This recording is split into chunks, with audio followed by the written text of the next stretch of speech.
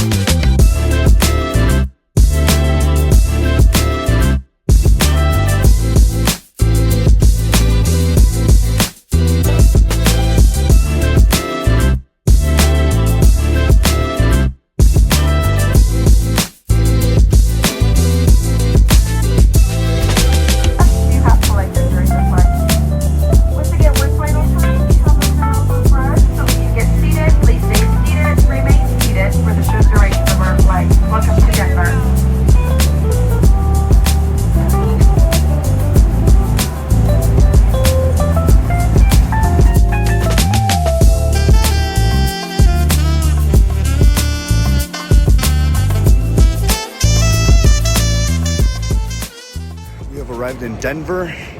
We're walking here. Did you sleep? No? Yeah. I slept for a little bit, like 10 minutes, but I was going over my notes pretty much the whole time. But now we are on our way, gonna get an Uber and then go straight to the conference. So we'll see you guys right there in just a little bit.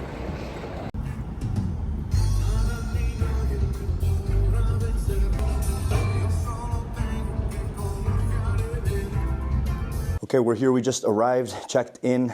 We did eat a little bit of lunch. We stopped by McDonald's. We're trying to make breakfast, but they were already out. So now we're here in the hotel, and we're getting ready to head down. It looks like we're on in an hour, so it's currently 12:09. We're gonna head down in 30 minutes to get situated and everything ready. But it looks like our first segment that we're giving, or the first section or session that we're giving, is at 1 p.m. So the first session that we're going to give today is actually a dual session that I'm giving with my father. So both of these will be in Spanish, but the first one I get to do with my dad. And what we're going to be talking about is how to prepare the next generation of leaders in our church. I'll be going a little more into detail about that in the second session, but in the first session, we're going to give our experience of creating a plan of succession, creating easy, streamlined method and way pipeline to get young people in leadership within church, how to empower them, how to support them, and how to launch them into leadership. So I'm excited about that. We're currently living that at Vine Church, right? Obviously with my father and myself, but we're also seeing that with the next generation of leaders. We have a lot of young leaders at our church, and we think it's important to have a mix of young leaders and older leaders, elders as well in the church. It's very important to have a good mix, and if it's done right, and if you have the right mix, then you can achieve big things and obtain salvation in the next generation as well, right? Because there are alarming statistics, especially here in the U.S. I don't know how it is in other parts of the world. I can imagine it's the same from other conversations I've had with friends that are pastors as well. But here in the U.S., there's alarming statistics of young people, leaving church after they turn 18. And I think that's due to the fact of, from a young age, not being put into the right way, as the Word of God says, right, to raise up a child in the way of God and in the right way, and when they get older, they won't depart from it. So I think if that's not done right from a young age, and all that young people think church is a place where they can come every Sunday and just hang out and then leave, if that's all they see church as, then when they turn 18, it's easy for them to leave. But when you understand that this is a relationship with the Lord, when you understand what calling is, purpose, all of these things that we talk about here on the Vine Church TV podcast, you understand that we have a role as the next generation. We have a role to take the baton and run with it, right? Not to drop it, but to take the mantle, the baton, whatever imagery you want to use from the previous generation, and run with it and sprint. And I believe that God is calling this generation to sprint. Amen. So we're here to talk about that. The second session that I'm going to be giving is how to, more in detail do that, and plans that we can set up in church, how to create a culture that's creative within your church, that's encouraging, and not that someone feels, especially a young leader, gets discouraged, but how to be the right wind for them. So I'm excited for that. We're here right now again in the room. Pastor Erasmo's over there on his phone. He's getting ready as well, and in just a couple of minutes we will head down there to the area where we're going to be speaking. It looks like the whole conference is here at the hotel, and so we'll take you along with that. I don't know how much I can talk while we're setting up, because we're here to do this this session, and that's what they brought us out here to do, not to film a video. So I'll try to get some clips here and there, but I'll be switching between this camera and my phone probably here and there. All right, we're headed down now, going to check on setting up the presentation and seeing what room we're in, but we're going down right now to the elevator.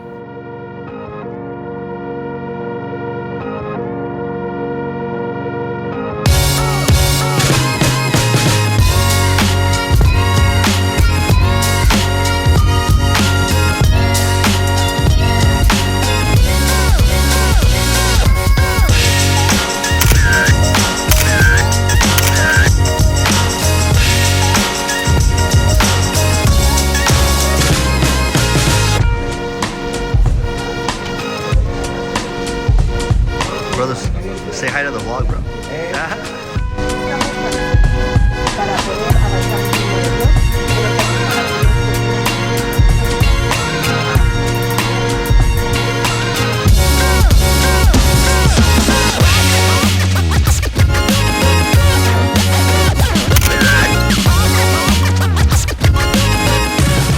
So sessions 1 and 2 done. They were really cool, a huge blessing. I want to debrief a little bit more in just a little bit with you guys when I get back to the hotel. But right now we are driving back to the airport because my dad's going back home right now. I'm staying till tomorrow morning because we've been flying a lot this week, and this should be my 4th flight. So I really want to get one night of sleep, and then I'll be back in town tomorrow. So gonna drop him off at the airport, and then I'll head back to you guys and debrief a little bit and talk about what we talked about tonight. Be right back.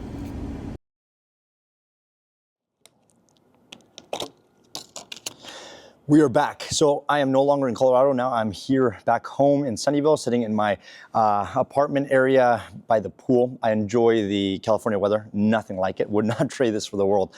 So obviously last night I didn't get a chance to film an outro or kind of film, the recap of what happened. I dropped my dad off at the airport, and after that I got back to the room, and I was gonna film the video, but I laid down for a second and just passed out. I had really only I probably slept like 6 hours over the last 4 days, like total. Not like 6 hours a day, but like 6 hours total of sleep over the last 4 days. So I was super tired. Woke up around like 2 a.m. freaking out, thought I like missed my flight or something, but thankfully my flight didn't leave until 10:30. So went back to sleep. And, woke up, went to the airport this morning, flew back. I got back around 2 hours ago. I went to eat, and now I'm also eating a snack. I've been doing the Daniel fast for 21 days, and I guess I'm used to the fruit, so my body was like, I need fruit. I've been having it for 21 days, so I got some watermelon. But I did want to just explain a little bit about about what the conference was about and the 2 sessions that we gave. I think they were really good, really powerful. The response of the pastors there was really, really good. So basically, my dad and I got invited to go out and speak at this conference. There was 2 sessions. My dad and I gave one, and then the second one I gave by myself. And they were to Hispanic pastors within this organization, the Evangelical Covenant Church, which again, they're friends of ours. I've been doing, different engagements and ministry conferences with them for a couple, probably like 2 years now, which has been great. I've met a lot of amazing people. I've made great friends in that organization, and it was a privilege to be out there with them. What they wanted us to talk about was, the first session was 2 generations united and how to involve younger people in ministry, particularly not just like serving in an area within the church, but like leadership in ministry. And so my father and I used our examples, both between him and myself, but then also with young people that we have in leadership roles at Vine Church right now. So we gave many examples. I know that people from Vine are watching this, so I gave some examples of you guys, and I'm so proud. I want to take a moment and say that I'm so proud to pastor Vine Church. I love Vine Church, and I love the heart of our young people. A lot of our leadership is made up of young people, and sometimes when I tell people the age of some of my leaders, they can't believe it. But that's just a testament to what God can do through a young person when they're in the right atmosphere, they're in the right wind, under leadership that wants them to thrive and succeed. And so I honor my father for that, because he is our senior pastor, and his vision has always been, to have young people alongside older people. It's always been his vision. The way we built Vine Church was for the next generation, not even mine, but for my kids' generation, right?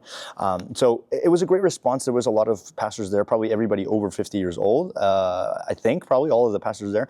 And they were all attentive. Now, these kind of conversations can be tricky. And, to be honest with you, the person that brought me out there told me that the reason they were bringing us out there was because they wanted those people, their pastors, to kind of grab the vision that we've, carried and we've ran with at Vine Church. They want to see more of that happen, because I guess, and this isn't just to that organization.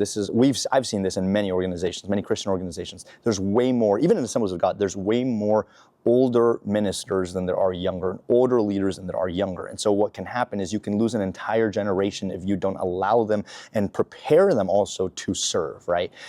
So the response was amazing. All of them, were taking notes. All of them at the end asked us questions, but all good questions. And they seemed really, excited about the information that we shared in our experiences. In the second session, I kind of gave more practical advice, not so much anecdotal, but practical advice as to how to create a atmosphere in the church where we can be, as leaders, the right wind for our young leaders. So what do I mean by that? Well, I did some research, and it turns out that the Wright brothers, when they were creating the airplane here in the United States, they did it in Ohio. And so they built the airplane in Ohio. They worked with what they had. They were, bike enthusiasts, and so they had a bike shop, and they used bicycle parts to build the first airplane. Like, that's super cool, right? And I love that about, especially American ingenuity and young, people ingenuity of creating and working with the little bit that, that we have. That's also something that we see in the Hispanic culture a lot. We work with what we got. And I know that at Templo La Hermosa, before we were Vine Church, we did that for 10 years. We worked with whatever we had. We didn't have a lot, but we worked with what we had. That's one part. But when it came time to fly that plane, they didn't fly it in Ohio. Now, Ohio is where they were born. Why didn't they fly it in Ohio? Well, they had to take that plane all the way to North Carolina. Why would they do that? Well, they did that because in Ohio, they had what was necessary to build the plane, but they did not have the right winds for that plane to take off. So that's what I mean by being a church that creates the right kind of wind, per se, okay, use that analogy, for our young people to take off in leadership.